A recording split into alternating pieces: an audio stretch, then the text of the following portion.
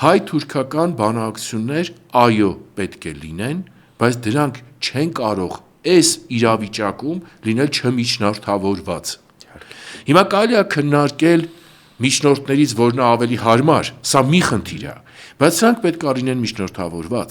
միջնորդավորված, որտեղ միջնորդի վրա որոշակի պարտավորությունների շարք կա։ Սա մի կարևոր ուրեմն արձանագրում։ Անցած անգամ էլ էինք խոսում։ Ապրես, երկրորդ կարևոր արձանագրում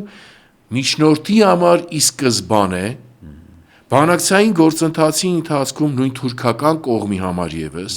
պիտի շատ հստակ ու հասկանալի դառնա, որ Հայաստանի համար բացառիկ կարևորություն ունի անվտանգություն պլյուս համակարգ ունենալը,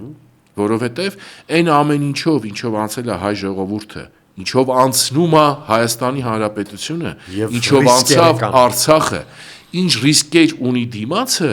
սա սովորական որևէ երկրի համար նորմալ միջավայրում գտնվող անվտանգային խնդիրը մերինի հետ